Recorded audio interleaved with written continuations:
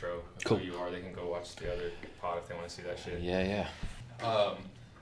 And like I was telling you before we started right now, we could go on for hours about like various topics easily, but today I really just want to pick your mind about like what's so happening with the Epstein files and Epstein in general. Right, yeah. You had made a comment to me about it really just being like the tip of the iceberg and there's so much more to it. What exactly did you mean by that? So, Epstein being the tip of the iceberg, basically what I meant is that in the grand scale of things, I think Epstein was a relatively small player in this whole thing. There's a lot of people above him, and he is one guy that, was running an operation that, like, there were a lot of things that he didn't have access to. And I think people kind of, like, make his whole operation out to be, like, much more of, like, a caricature of what it really was, meaning, like, everyone looks at, like, oh, the sex trafficking and the blackmail and, like, even more crazy stuff like eating babies and like the adrenochrome and all this stuff. And there's elements of truth to all of that, but it isn't like he's not the kingpin. He's not the head of the thing, obviously, right? Because he's, Taking the fall. Yeah.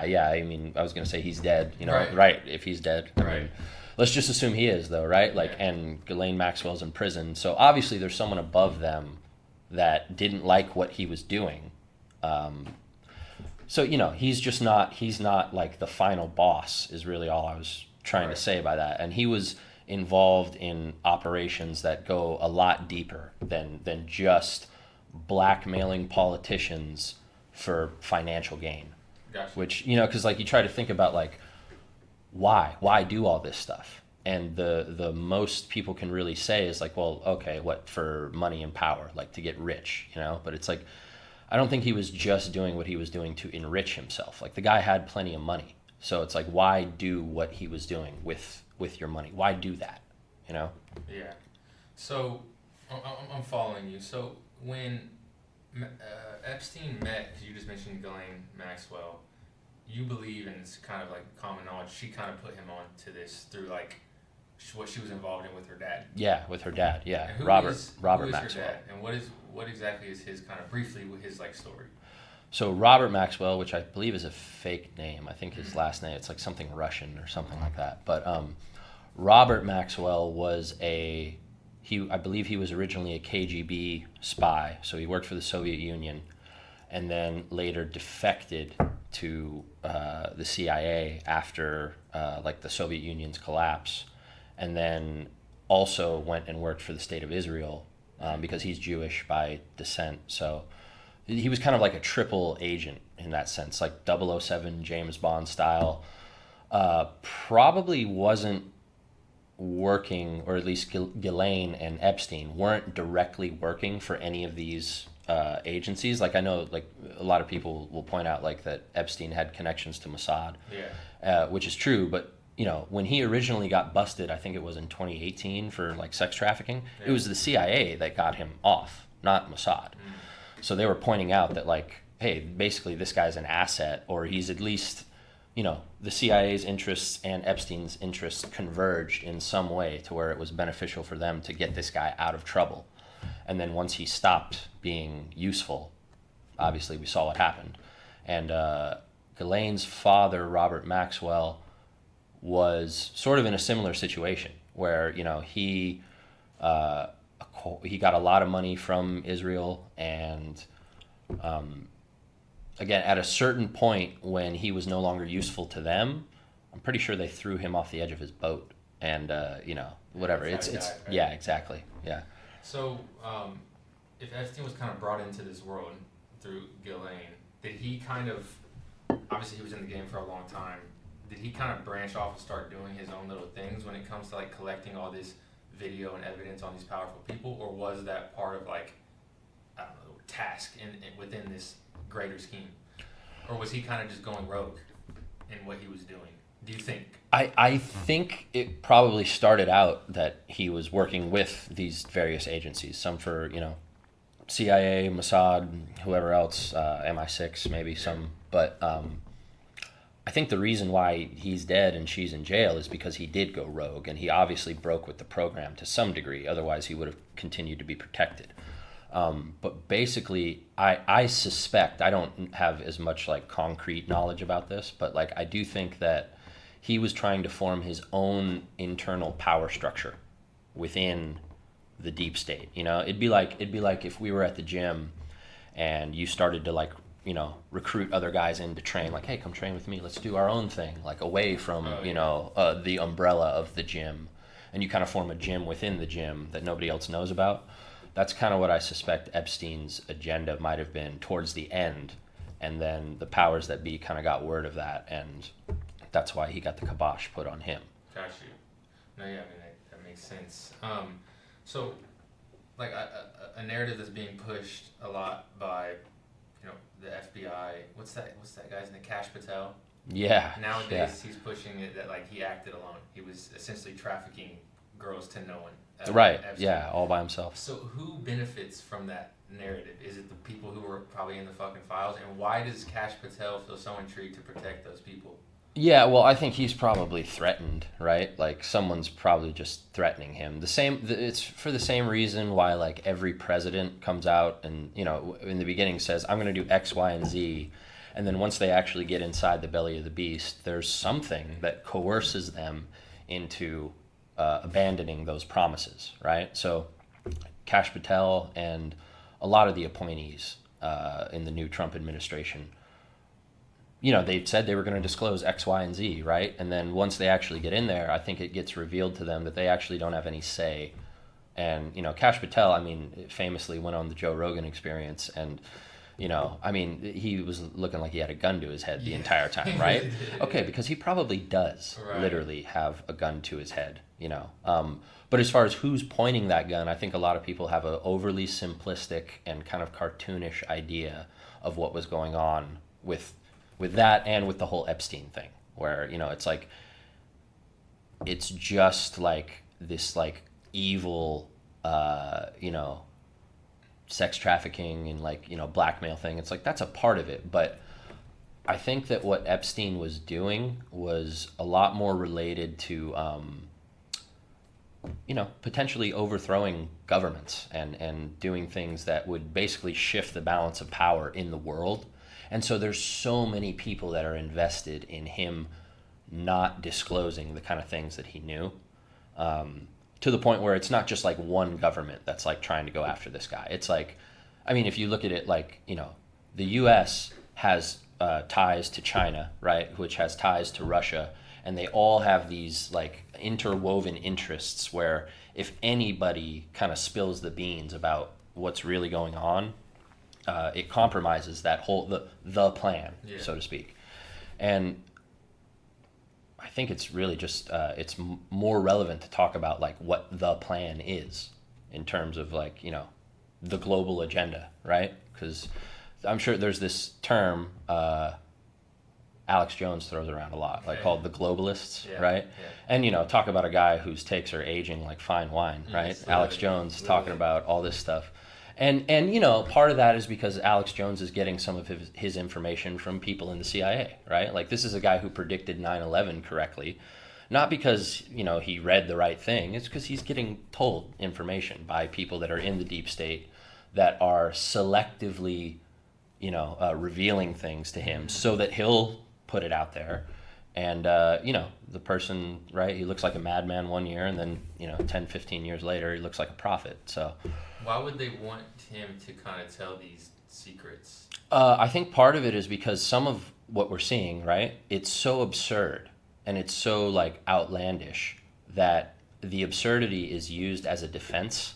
Because if someone comes out and goes, you know, they're all whatever, you know, babies. They're eating babies and adrenochrome and bloodsuckers and they worship Baal and all this stuff. Yeah. If you just come out and tell that to somebody, most of the world is going to react like, okay, cuckoo, right? Like, this guy's crazy. And that the fact that it is so absurd pushes people the other way. So it's like if you want to make a teenager rebellious, right? Well, what do? You overprotect them. You make things really strict with no movement, right? So you push someone one way so that they'll have a strong response in the other way. And I think that's kind of what that was for, you know, like So it's like hiding in plain sight. Yeah. Pretty much. Yeah, a little bit. Yeah. So I think we talked a little bit last time. Like, you're not committed to one like political party, like the left or the right. I don't have any ism or ist or anything like that. I'm not loyal to any pre-prescribed set of ideas. Do you think that both parties like fight to protect their own? Like, let me phrase it this way. Like, I was watching some of these the last couple of weeks. Pam Bondi was in front of Congress for these congressional hearings, and she was under oath, and it was more so like two high schoolers arguing than actual like facts coming out. Mm-hmm. Congress had asked a question, and Pam Bondi would just completely deflect it and bring up something that's going on in their district in Maryland that they need to be focusing on. Yeah. So, to me, someone who's watching it, like, first off, do you think there's powers from both political parties in the files that have been doing wrong things? For sure. Yeah. So, is also Pam Bondi kind of, by the way, who's the Attorney General appointed by Donald Trump? Mm-hmm. Is she also kind of in the same seat as Patel, where she kind of has like a gun to her head? Is that what you're saying? 1,000%. Okay. Yeah. So, if these other 3 million files come out and there's more evidence that, you know, the president of our country actually was doing these wrong things, whether it's like, you know, I hate to say the word like pedophilia or whatever it is, Mm-hmm. what does that mean for like us? Like, where do we go from here if he's having, you know, intercourse with young girls? Yeah. What does that mean for us?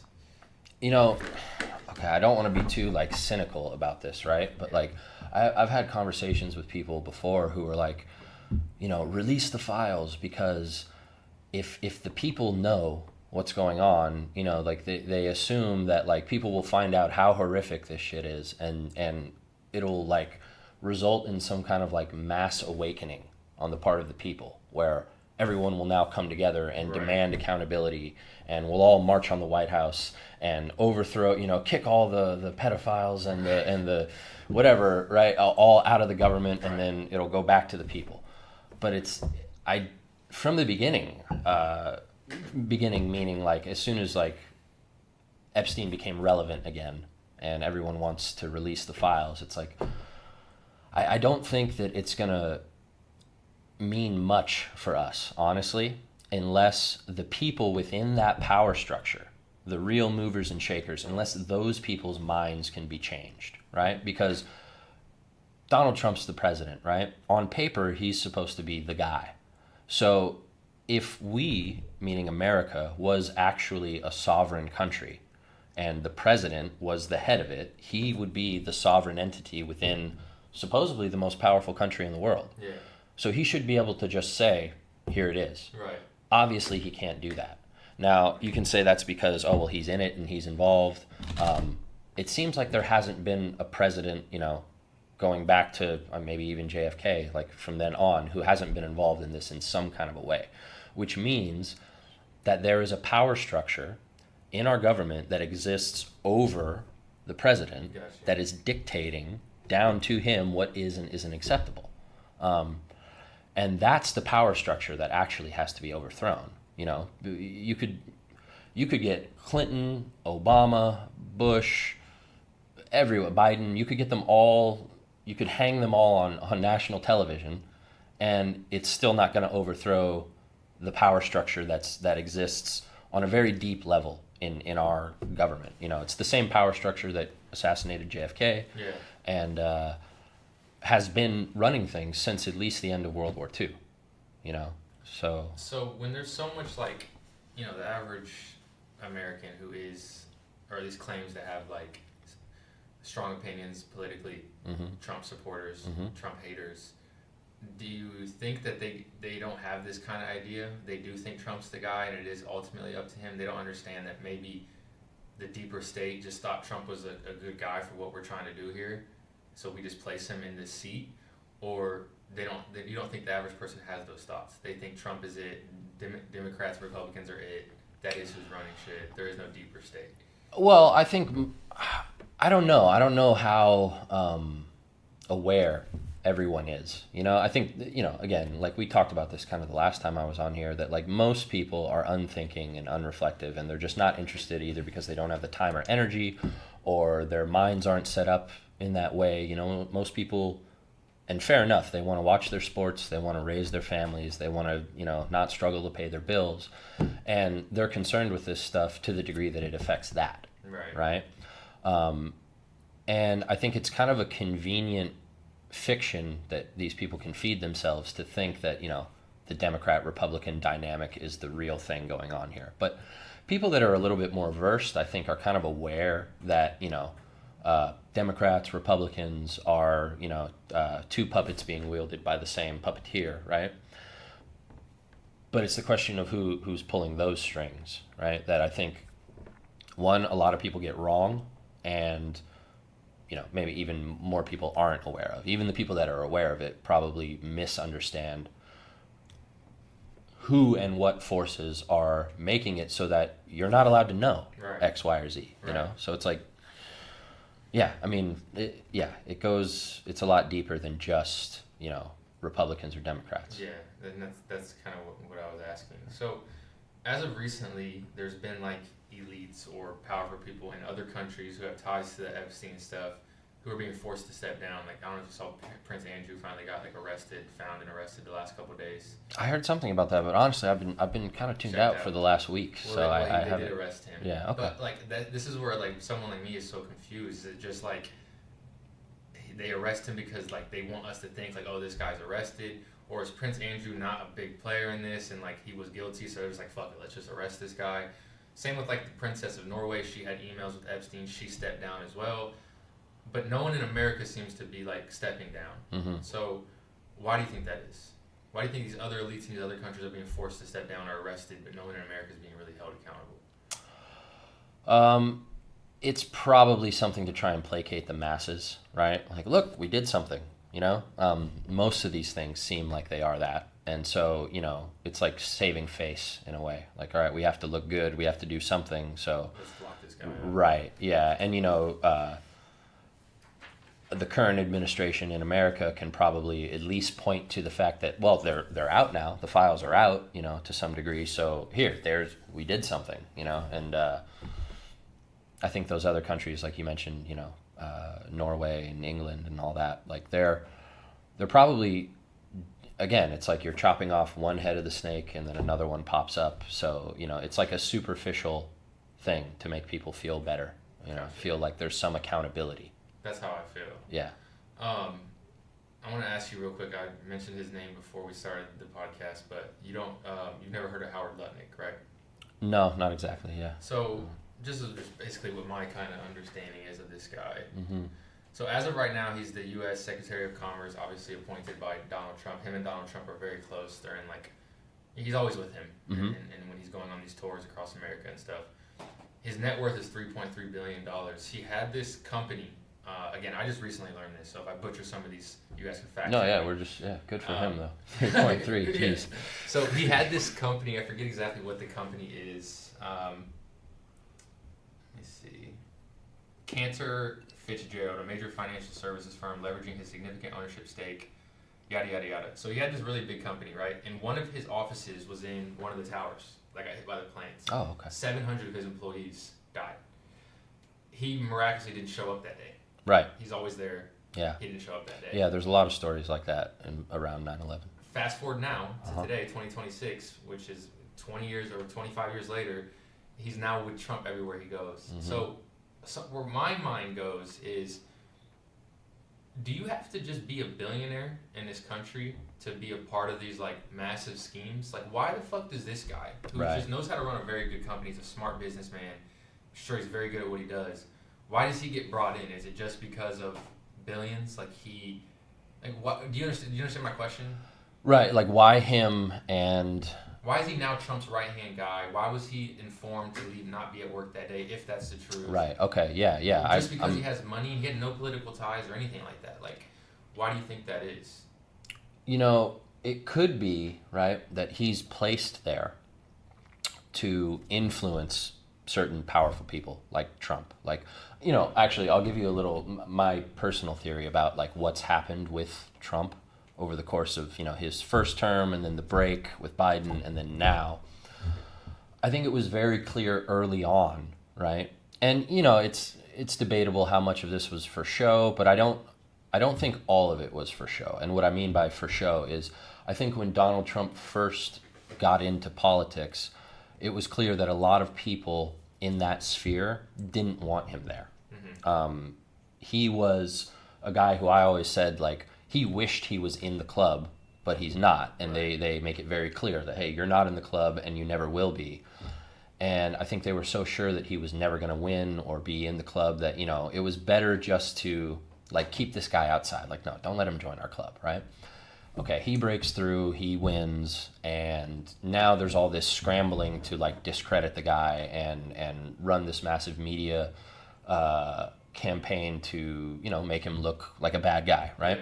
And I think that as bad as, and this is the thing, like, I have very mixed feelings about Trump. And there are some things that he's done where I think are unquestionably good, and then there are other things, like more recently with what I brought up about Iran, that are just like borderline unforgivable. Like, I really do think that the way he handled everything from what was going on in Iran, like the whole Iran-Israel war back in, I think it was like July, where they had what was called like the 12-day war.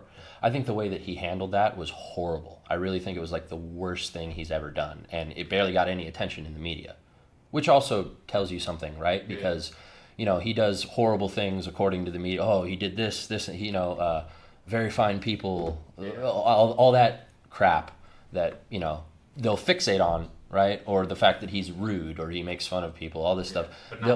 But not the actual horrible things that he's doing, like empowering a theocratic regime that slaughters its own people in the streets. He does deals with them, right? And that's like the biggest problem that I have with him. It's not the problem that everybody else has, or that like your average Democrat voter has with him. The problem I have with him is that he's a deal maker and a bullshitter and someone who kind of believes that commerce can fix everything. Like, oh, let's just all make money and everything will be fine if everyone makes money. I really despise that kind of mentality.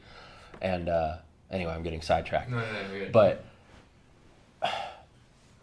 I think that what happened with him is he was genuinely opposed to the power structure, right? Genuinely kind of a, what we would think of as like an authentic American, right? Donald Trump is a 90s Democrat by all standards up until now. He has to run as a Republican because of the way the Democrat Party has shifted over the last 15, 20 years. He comes in and he is genuinely opposed to certain aspects of the power structure. And then I think with the whole attempted assassination attempt with him, right? Like that was... Okay, just one more thing on this guy, then I'll move on from this fucking guy. But, so, the reason I learned so much about him recently is obviously I was going through these, like, these files or whatever. Did you know it's on, like, the Department of Justice website? Like, all these files are actually on them. You can go in and click and see all these files. Anybody? Yeah, I've heard of that, yeah. So, a lot of them are just, like, super eerie, just the photos of Epstein's, like, apartment and shit. Yeah. But with this guy, so, he was being questioned by like members of Congress about his involvement, and they were asking him why in 2011 he took his children to Epstein Island and had lunch with Jeffrey Epstein. He claims he was there for an hour, they had lunch, and then he took his kids back on the boat and left the island. And then in 2012 he had a meeting at Epstein's house. He went to Epstein's house for a couple hours, had dinner, and then left. Okay. Those are the only allegations against him, right? Now, obviously, Epstein was arrested and spent 14 months in jail, like in 2008, for soliciting an underage minor, for prostitution or whatever. So, where people are kind of like, this is where I'm a little like confused. Like, I'll talk to people who are Trump supporters. I'll spare names, but I'm very close to someone who's a big Trump supporter. And he looks at this story, and I'll say something like, yeah, this guy Howard's a fucking clown. Like, I don't care what he was doing over there. He had intentions to get money or an investment, or maybe he was over there for pedophile shit. Who knows? But the guy's a clown. And my friend will say, like, no, you can't judge him based on him going to a dinner and going to have lunch over there. And I argue that, like, this guy's smart. He's worth $3 billion. He for sure knew of Epstein's jail time or what he was doing, what they were doing on the island, whatever. I don't think he could have went there and not been like, oh, I'm gonna go have sex with underage girls, but maybe I want to gain something from Epstein financially, or maybe I want him to invest, or whatever the case may be. So my question for you is that, do you think there are people who are on these files who had no intention of doing anything with minors or girls in general, and they just were trying to get something financially, and that they're on the files? Do you think those people are just as guilty, or Maybe not just as guilty, meaning like, there might not be video of this guy doing something with an underage girl. right? But, Do you think he was aware of what Epstein was going on, or he's oblivious and he just went to have dinner with this guy? I don't know for sure, honestly, because I do think there are some people that were probably oblivious, or there are some people who just got roped into going to the island because, it's like getting invited to the Playboy Mansion, right? It's like, Sure. on the surface that old Jeffrey throws a great party and all the best people are going to be there. And it's like anything, right? You have to network, you have to connect. And so this guy's friends with Clinton and Trump and all the top investors and this and that. So it's like you go there to rub shoulders with people, and you go there to, make connections, and then all of a sudden someone breaks out the blow, and then someone breaks out the whores, and then someone, and it's before you know it, you're like, whoa, I didn't sign up for all this. Right. And it's like, come on, man. It's like that scene in Training Day where like, bro, just take this money. Come on, dog. Make us feel better about it. Just do this. And I think some people probably did it, and some people probably didn't. So I like that though. You're not just gonna say this guy's fucking red-handed or he's not. yeah, because again, that's what I mean by like this revelation. I think was put there so that people will, one, it's very demoralizing to people to see some of the more insidious stuff that was going on. It's very demoralizing to look at that and then also have it be thrown in your face like, hey, yeah, this is happening and you can't do shit about it.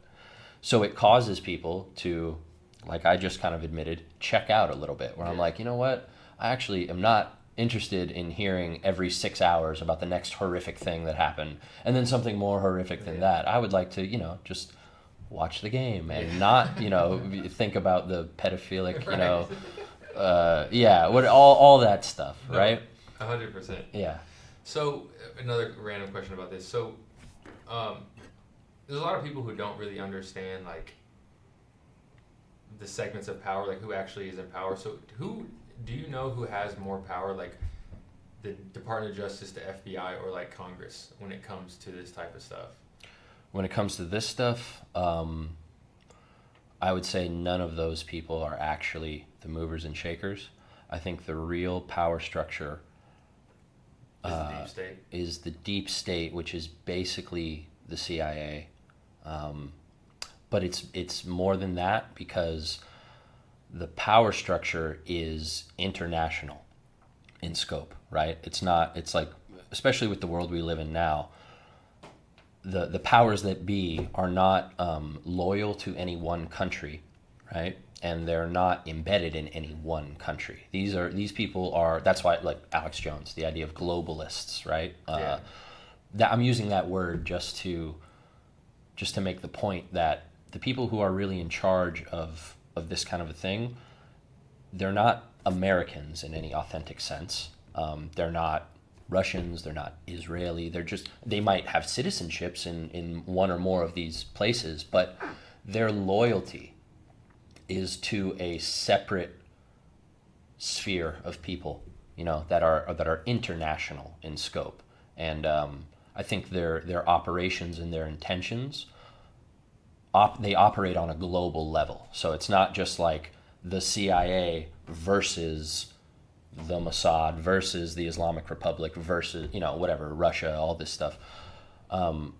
But basically, I think where this alternative power structure that we've been talking about, I think where it started was with the establishment of the CIA in like 1947, I think it was. So you are under the impression that the CIA really has more control than any other establishment or agency, or say, or influence? Yeah, yes, and I think that. And the CIA kind of also tied into what we think of as like the UN, right? Which is sort of like the first attempt at like a global government, right? Because you look at, like, for example, the countries in Europe, And anybody who knows anything about geopolitics kind of knows that European countries are not like in charge of their own, we'll say it, path, right? Like they don't make their own decisions. They have to defer to what America wants. And America is kind of the head of the UN, which is this kind of like international global government regulation thing that, I mean, it's the whole cause of the conflict with Ukraine and Russia, right? Was that we wanted to expand that umbrella of UN, that UN umbrella wanted to be expanded to also include Ukraine. And, there are certain independent states, right? There's like two rival power factions. I don't know if you've heard of this thing called like BRICS. I think It's like Brazil, Russia, something else, China. It's like basically an alternate power structure to, I think it's Iran is the other one, but it's like another power structure set up to push back against the expansion of the UN, right? So it's the UN with United States in the driver's seat, and then you've got, Brazil, Iran, Russia, China as the other power structure. That's kind of, and they're kind of pushing back against each other, but it's not as simple as just like one country anymore. It's all of these things kind of form it. They have global interests, and one thing that they do affects everybody else. So it isn't as simple as like, oh, it's all the CIA, or it's all, China, or it's all this or that. But I think that's where it started. I want to shift real quick to like the internet culture with all this stuff. And the reason I bring that up, which is what you just mentioned a minute ago, just being mentally checked out of all this shit, because it's just new. You could scroll all day and just get hit with this new information. The algorithm doesn't fucking run out. Yeah. So. Which is also intentional. Yeah, for sure. Yeah. I sent you a message a couple weeks ago, and I think I said something like, what do you think about this? Because I just don't fucking know what to believe anymore. Mm-hmm. So this video that I sent you, so there's like two spectrums of the internet and then everything in between, in my opinion, right? There's the adrenochrome, they're eating babies. The Q. Yeah. And then there's the files actually, we need to move on from this. Like, it's not actually... the Pam Bondi position. Correct. Right. Exactly. Yeah, There's Pam Bondi and there's adrenochrome. And right. then there's everything in between that. Yeah. So I sent you a message and I was like, I don't know what the fuck to believe because I'm seeing all this conflicting stuff. And the video I sent you was like this encryptic, like, guy speaking. This is like the Peter Griffin yes. narration. Yeah. But what he was saying was kind of crazy. Yeah. So my question for you is like, how does someone, or do they even find truth when they're being fed all of this stuff? Like, how do you find what you consider truth or what you consider to be true? That's a deep question, yeah. I think,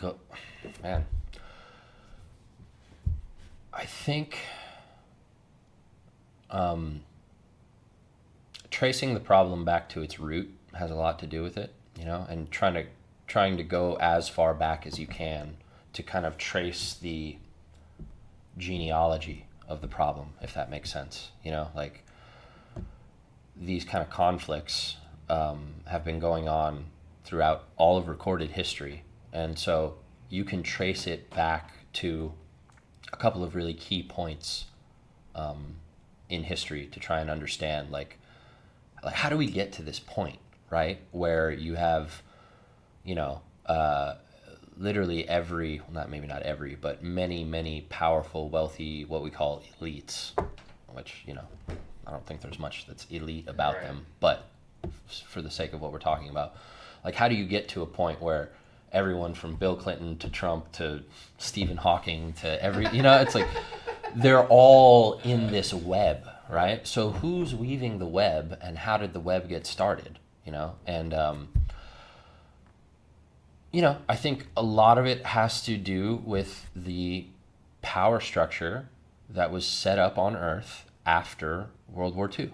I think that's a good place to start if people want to start to understand how, right? And to what end, what's the point, right? Like, why do all this stuff? Why entrap all these people in some kind of a blackmail operation? Is it just for, like, this is what I mean by like the cartoonish kind of thing where it's like it's either just because like they're all Satan worshipers and they want to, eat children because they have interdimensional contact with like demons that are, like all that, right? Which again, like maybe there's something to that, and we could go into that, but like,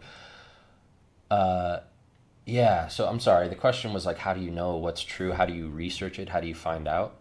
And I guess that's a hard question to answer, but like you kind of did. You're just like we kind of go to the root. But how do you go to the root? Reading through multiple sources, or asking the right questions, or what does that look like?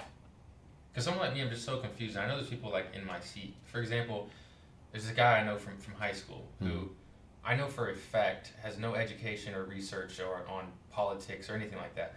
But he's so firm on like what he's learned from Instagram. His algorithm is that like Israel's running the United States and everything's Jewish and Jewish people are the worst and Right, yeah. But he has no education or research on this topic. He's just been fed this, and now his algorithm is all that right. because he's liked it and shared it. Yeah. So this is what I mean by the cartoonish kind of presentation, where it's like, of course Jeffrey Epstein was blackmailing politicians with illegal sex acts to get. Some of it was for defense appropriation for Israel, right? But that's not the entire story. That's like a small part of it.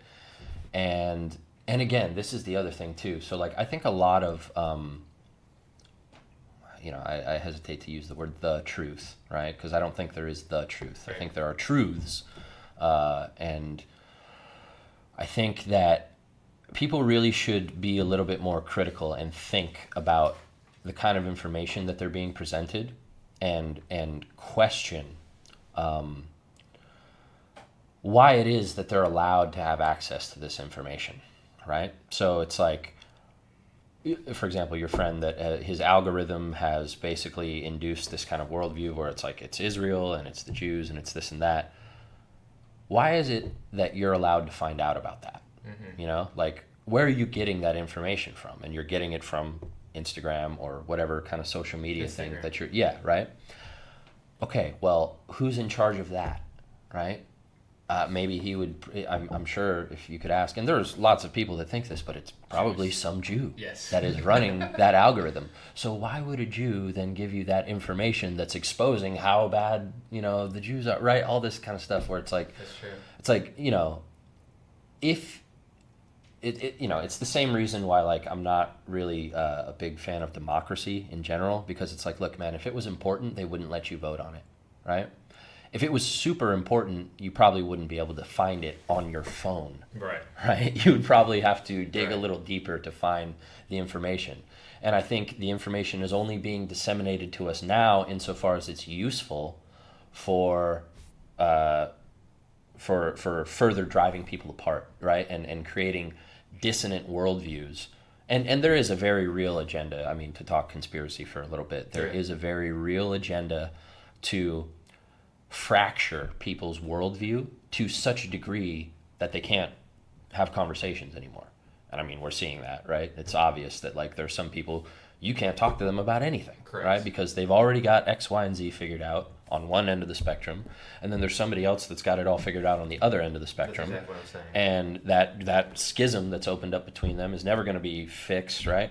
Okay, well the information that was provided to them that split their worldview, that information was given to them on purpose, obviously, because you can find it on Facebook. Right? So I think one place to start in terms of like trying to get to the bottom of these kind of things is looking at what's occulted, right? And so this is this word occult, right, which is another word that gets thrown around in kind of the Q conspiracy, circles, right? But the occult is just what's been covered up, right? And there are certain things that have been concealed, right? So if you're being fed certain information, right, you're being fed a narrative that it's all these people or it's all these people or this is the root of it, right? That's being fed to you for a certain reason, and you should probably try to look at who benefits, right? So who benefits from a world where half the population believes there's nothing to see here, and the other half of the population thinks it's the Jews, right? um, yeah, who's benefiting from that? That would be the question to ask. And it isn't you or me, right? And it isn't the Jews, and it isn't the secular people that are convinced that, like, I don't know. I mean, it's an equal level of absurdity to me. The idea that, like, this one small country in the middle of the Middle East is running everything. If they're running everything, then why don't they just win? That would be my question. It's like, but at the same time, this idea that, like, the Pam Bondi position of, like, hey, there's nothing to see here, and it's like, we got him, and she was convicted for sex trafficking to no one. It's like, these are both kind of absurd, and so I think you're kind of saying maybe not just believe everything you see, and look further into, like, ask questions, like, who's benefiting from feeding me this knowledge? Yeah, why are we being allowed to know about it now, right? Because it's like the person or people, the power structure is not going to give you the tools to dismantle it. Yeah. So, it's obviously, I think it's being fed to people for a reason. And part of that reason is to make people so tired of this stuff that they will just throw their hands up and say, you know what, I don't care. Just give me some kind of solution so that I can, put gas in my car and put food in my fridge. And it's kind of to overwhelm people's capacity to reason and ask questions and kind of demoralize them, put a bad taste in their mouth when it comes to diving into all this stuff. So I think that has a lot to do with it. Do you think that, like, because sometimes I ask myself, like, what's even the point of me, like, stressing about understanding what is the root, or, like, what is really going on? I should just focus on being good at Muay Thai and being good at work and being a good person. Like, is it even worth, because I have found myself, specifically the last couple of weeks, like, actually, like, down a little bit about like, not understanding, not knowing what to trust, and not knowing the whole agenda, and being fed propaganda that I don't even know. Sometimes I'm being fed, or I'm being tricked and stuff. So do you think that there is value in asking and understanding these things and being in the know? And do you also think there's value in just being like, fuck, I don't give a fuck. Like, I just want to focus on, like, my dad's, for instance, like, he'll tell you straight up, like, as long as me and my people are good inside of my home and what I got going on, like, I'm not going to stress over that shit, which I respect. Right. But there's also people who are like you, who want to ask questions and understand. I'm also on that side as well. Do you think it could get unhealthy? For sure it can get unhealthy. But I think what's more unhealthy is trying to dive in and understand all this stuff and trying to get to the root of it without first sorting yourself out in terms of understanding what it is you really believe on a personal level, and cultivating your own ethos in the sense of what is your character, what do you want, and what is it that you're, like, why are you learning this information?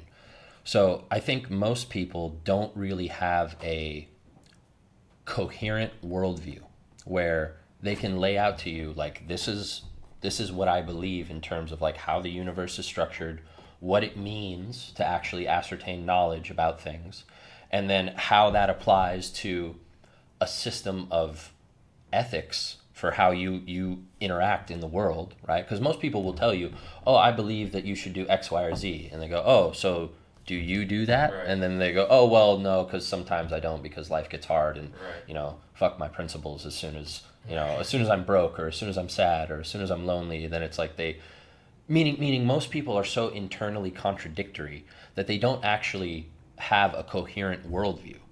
And if you don't have that, if you haven't really asked yourself some of the deeper questions that aren't related to Epstein or the war in the Middle East or how much money is being stolen from the American people, all this stuff, they're diving into that when they haven't even figured out what it is they really believe in terms of right and wrong, in terms of how to act in the world. They don't have a personal constitution, right, that will act as the bedrock that will anchor them in the midst of all this chaos.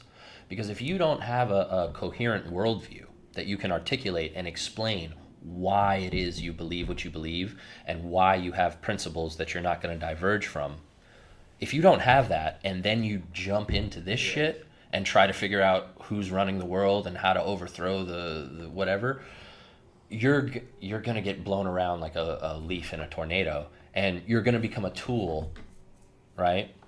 To the degree that you're influential and actually have any pull, Right. you're going to become, a tool in somebody else's plan, So, No, that was very well said. yeah, I think really like the thing that you're saying, it's like, man, the most important thing to do is to figure out what you believe and have a very clear understanding of why you believe it. So that way, when you come into a situation where someone throws potentially worldview shattering information at you, you're not going to be as shook by it, because you're going to be able to go, well, regardless of whatever else is going on, it is still the case that, we need to fight for this and we need to fight for that. Which is why, like that's kind of how I feel about the whole Trump thing.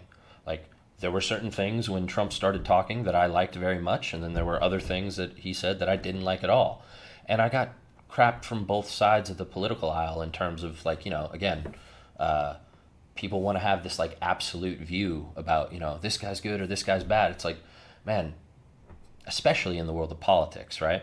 Politics is a practical endeavor, right? Every decision that's made politically is for practical reasons, not necessarily for moral ones, Yeah. And that's an uncomfortable thing for a lot of people to consider, because, this is one of the things that, I mean, it makes me, it's so hard to deal with. Everybody, whether they're on the right or the left, whether they're religious or atheist, all this stuff, they're so moralizing in their take on everything, meaning everything that they're saying, it's like they're trying to condemn you as being a bad person for not believing what they believe. Yeah. And they're trying to prop themselves up as being the good person, where they'll say things like, I don't know, oh, I'm sorry, I'm just against child trafficking. It's like, oh wow, what a unique and noble position, like to be against child trafficking. You think that's bad? I do too. Let's form a family. Right. Like no, these very like shallow, like, oh, I just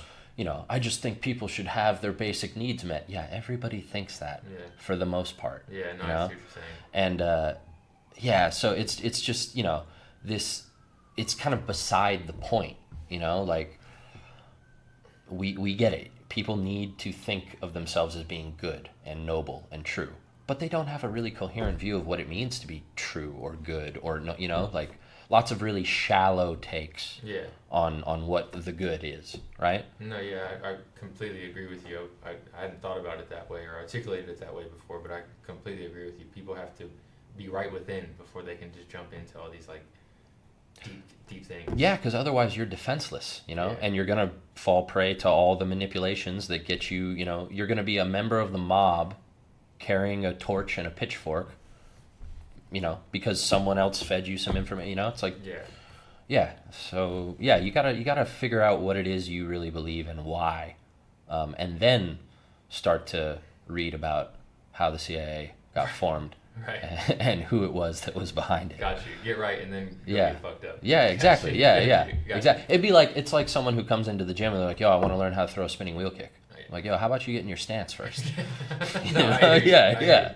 How about you learn the jab? That's perfect. Yeah. That's perfect. Before you start sparring. I have two more topics, and these ones are, maybe we have to tread a little lightly because I don't know what can get banned on YouTube or what. Yeah, right.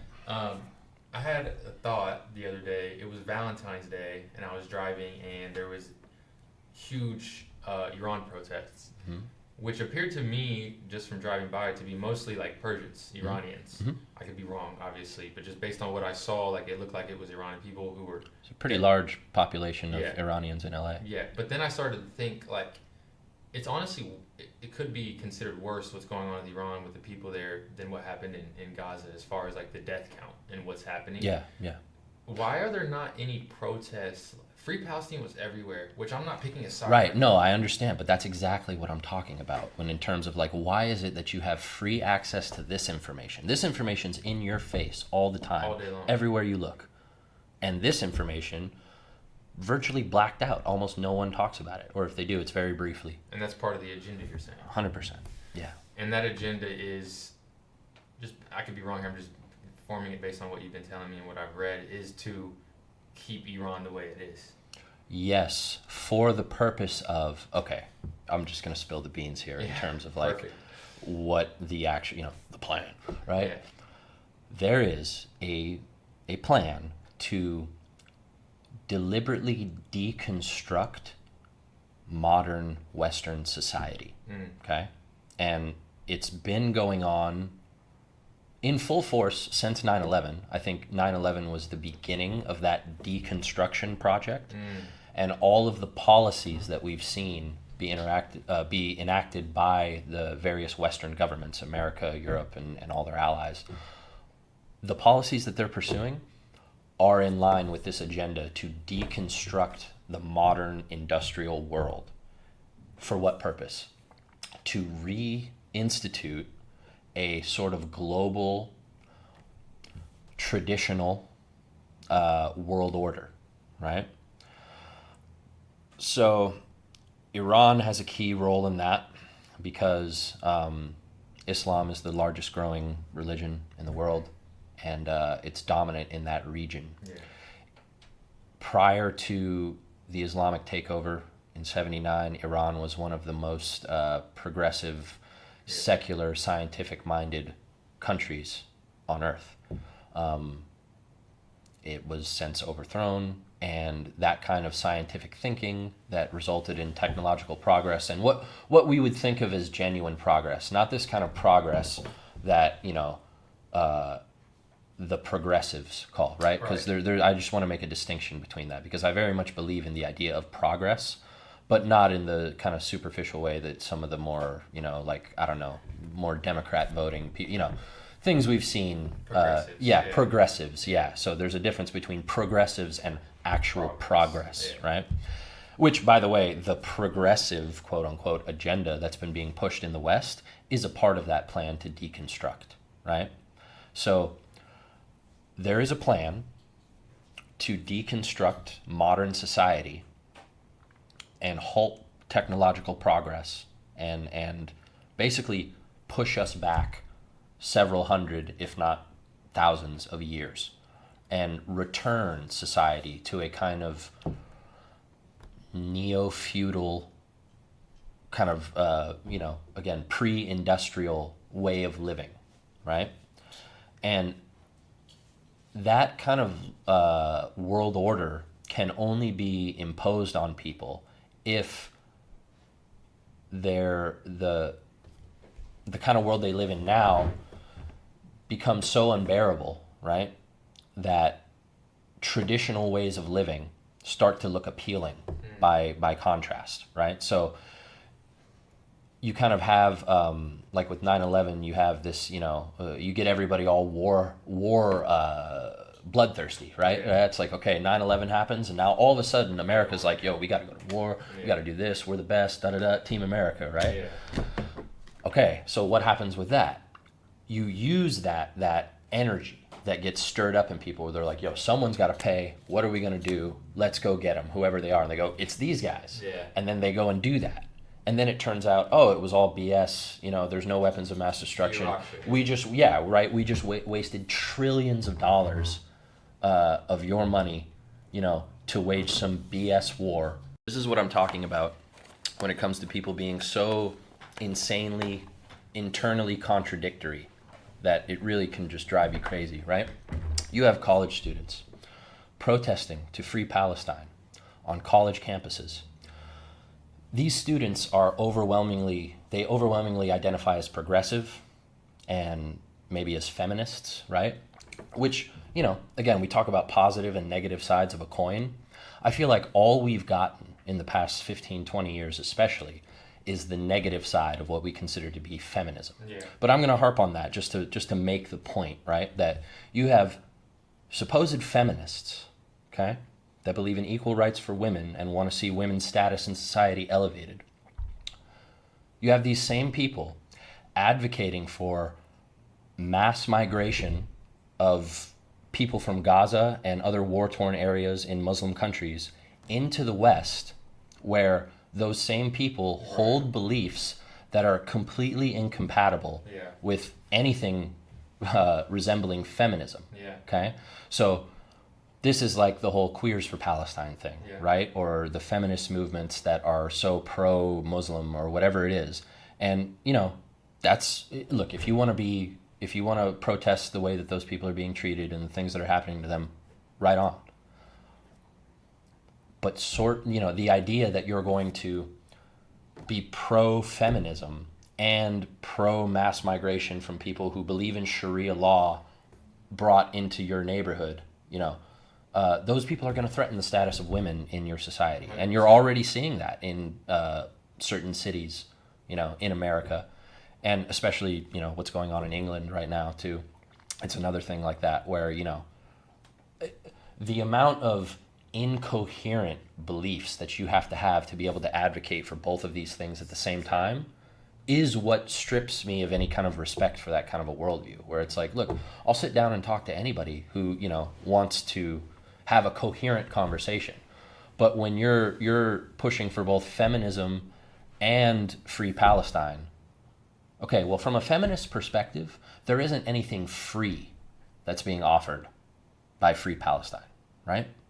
So I just want to make that point because, it's insanely internally contradictory and it doesn't make any sense. This is chickens for KFC type thinking. Yeah, 100%. And just so I can make it, I'm going to dumb it down a little bit for people and just kind of reiterate what you just said. There's people on college campuses, let's just say there's gay guys on college campuses who are fighting for gay rights and gay people deserve to be treated fairly, which I agree with. Whatever. Sure, yeah. But those same people are fighting for free Palestine where they would literally get killed for being gay. Yes. And that's where you're kind of like, it doesn't make sense. It doesn't make sense, and it just isn't an idea that's worthy of respect. Right. And that's what will cause people to tune out, because like this is the level of if you want to be an ally for things like feminism, which I would consider myself an advocate of that. Like I don't believe women should be second-class citizens, but I also don't believe that kind of exactly what you just talked about, right? The 100%. Idea that you're going to advocate for two things that are incompatible, you shouldn't be involved in the conversation, Yeah, it's not respectful. I agree with you 100%. I want to understand how we've been talking for a minute, but I kind of want to understand why, and if it's because it's to divide people, I understand that, but let me ask you, why was the Palestine and Israel stuff so in our faces and the Iran stuff isn't, if the goal of the Palestine stuff was to divide us, if it was, right, that's why it's so in our face, to get us to where we can't have conversations with each other, kind of like what you're saying. Why wouldn't they just do the same thing with Iran? Is it because like America has like they work directly with Israel? Like, why was that so thrown in our face, and why is the Iran not? And you may have kind of mentioned this already, but yeah, I think one big part of it is to stoke moral outrage against the people of Israel. Okay. I think there's a concerted effort to, you look at how most people in the world, including America at this point, there's a lot of moral outrage towards Israel for what they're doing in Gaza. I was in Thailand and there were literally signs of no Israeli tourists. Right. Right. Okay. So that agenda to stoke moral outrage against Israel and the Jewish people more broadly, that's an intentional effort. People are trying to make it so that these people have no allies left, and they're trying to, paint them as the villain in this whole conflict. And the number one enemy of the Israeli government, just purely, again, a distinction between the people and the government, right? 100%. The Iranian government is extremely opposed to the Israeli government or to the Jewish religion in general. Whereas the people of Iran are actually, and people don't know this because no one has read a fucking history book or bothers to look into it. The people of Iran, the citizenry of Israel, there's a long-standing connection and allyship between those people. They're actually very interconnected and friendly with each other. And during the whole 12-day war, which I think took place in July or something like that, but during that whole 12-day war, there were Iranian citizens graffitiing all over the streets, Israel hit them hard, do it now, even if you have to nuke us, it would be better than living under this regime, things like that. So there's a pretty stark difference between what the people want and what the governments want. But yeah, I think a lot of it is designed to stoke moral outrage against these people so that they won't have any allies left. And they've pretty much succeeded in that. Yeah. So the people who are stoking this outrage against Israel, is it just like, because that's why I'm a little confused, because it's like, who's in charge of running these media campaigns, these propagandas? Is it not people who are maybe in cahoots with Israel? Right, yeah. So there, it's kind of a complicated question, but like, or rather the answer is kind of complicated, but like, because there are Israeli Jews that are religious, right? And then there are the ones that are like a little bit more secular, and you know, they're Jewish by genetic descent, but they're not going to temple, and they're not, you know, praying to Yahweh or anything like that. So there's a distinction between those groups of Jews. But the people who are trying to stoke this moral outrage, all right, this is like really we could do a whole show on this, and we probably will have to. But it has a lot to do with, here's the point, okay? Politically defeated people don't just disappear, right? If you and I start the whatever party, right, and that party gets really big, and then it gets crushed, well, the people who believe in what we believe in, it's not like we just evaporate and disappear off the face of the earth, okay? And I'm basically saying that that's exactly what happened with a certain party that was really popular in Europe in the 1940s, 30s and 40s, right? That no longer exists, that is not allowed to, right? Yes, yeah, correct. Okay. Those people didn't just disappear after, true. right? No, it's very yeah, true. okay, we won the war, the Allies win the war, and what, you think that all of these National Socialists just evaporated into thin air? No, it's very true. They didn't. Where did they go? Okay, so again, to go back to conspiracy talk, there's this thing called Operation Paperclip. I don't know if you've ever heard of it. Okay. Operation Paperclip was the reason why it was called Paperclip is because of the fake dossiers that were made for all of these German scientists and citizens. They gave them fake names, right?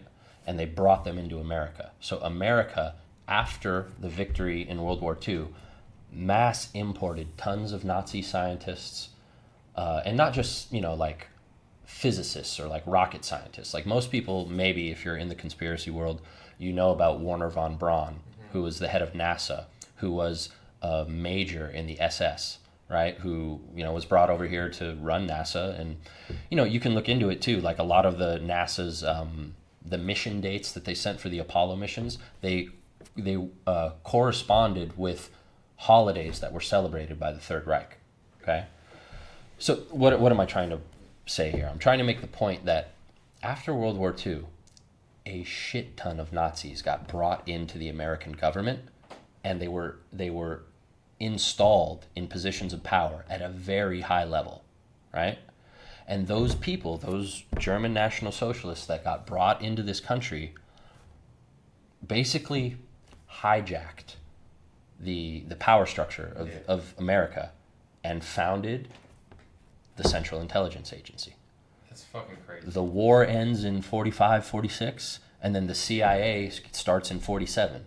And I think it was, I'm forgetting the National Defense Act or something like that. It was, I might be getting the name of the piece of legislation wrong, but right after World War II, you get the founding of the CIA, and then you get the establishing of like the National Defense or National Security Act, whatever it was. People can look this up, but that act essentially undermines the Constitution. And it allowed for the establishment of what we think of as the deep state in this country. It essentially made it legal for the government to keep secrets from people, right? And that act is totally incompatible with the Constitution. Yeah. So you could make a really real argument that this country ceased to function as the America that we think of from 1947 onward. And it's been a slow, deliberate process of undermining the American values since that point. Yeah. And it's a really uncomfortable thing to grapple with and to accept. But I mean, any kind of studying of this or looking into it you will see that from that point on, from 1947 onward, the CIA and its occupants, which were, thousands and thousands of really high level German Nazis, embedded themselves in the power structure of America and have been again, that puppeteer thing where it's those people. That shit's deep. Right, which it's like, it's so it's kind of funny because I was just talking about like how cartoonish some of these takes are about like all the crazy crap in the Epstein files. What I just said there sounds like a great plot for a movie, right? It sounds like an amazing movie. Yeah. Reality is stranger than fiction in a lot of ways. Yeah. But I mean, look, this goes all the way back even to how that war got started, and people don't know, right? People think of like, you're aware of like what they call like the Weimar era in Germany? No. So it was like just before World War II. Mass economic, upheaval, right? Like they had wheelbarrows full of dollar bills to pay for loaves of bread in Germany. That's how inflated their currency was. And there was all this like antisocial behavior, child prostitutes and just degeneration, we'll call it, right? There were some very cool things going on there too, but the social conditions were so bad, really? And the country was so poor because of the conditions that were imposed on Germany after World War One, right? They were signed a treaty or something that basically kept them all the way down. Exactly. Yeah. They were so suppressed that a strong man, right, all of a sudden became very appealing to the people. And you really have to ask yourself, how is it that they went from this poor, bankrupt country in 1920 to suddenly being a strong enough industrial powerhouse to wage war on two fronts 15, 20 years later at most? How do they go from that to that in such a short amount of time? Okay, well, the how is that they were funded. By who? Americans. A bunch of investors from New York built Nazi Germany as a kind of Frankenstein's lab, right? Prescott Bush, George H.W. Bush's father, was one of the principal investors in Nazi Germany.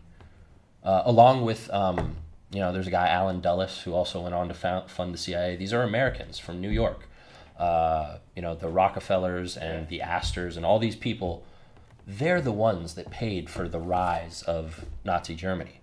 And they're responsible for it, right? And then that sort of field laboratory that they set up was also used to engage in certain kinds of scientific experiments that the American laws would not permit, right? And this is where you get like Mengele and all of the really sick shit that they were doing there, on the concentration camp victims and all that stuff, right? All this sort of like illegal science or, were very unethical stuff that they were doing there. That wasn't allowed in It wasn't allowed here, so they funded these people and say, hey, you do your thing over there, right? And they build all this stuff up, and then essentially what happened is, Mustache Man comes along, because again, people don't know this guy. It's just like we're really going down a rabbit hole here, but like, he was actually, I don't know what to call him, right?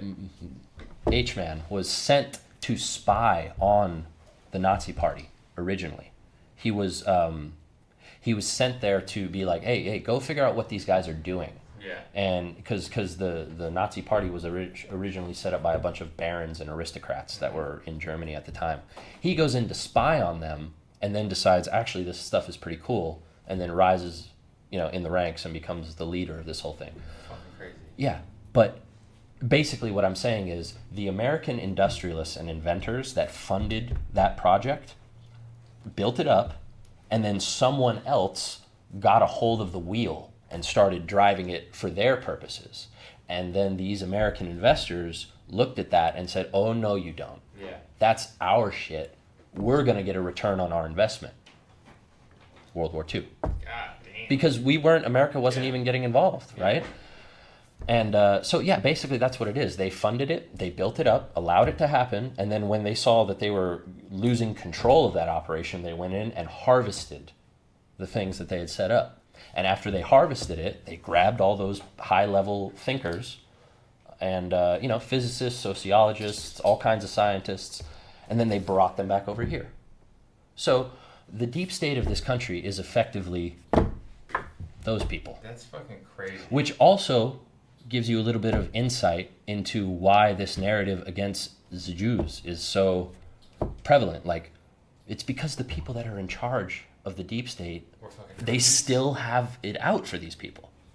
That's crazy. And there's always been this conflict going on this entire time. And so, and by the way, a lot of them, the paperclip people who got brought over here, they took Jewish names on purpose to avoid criticism.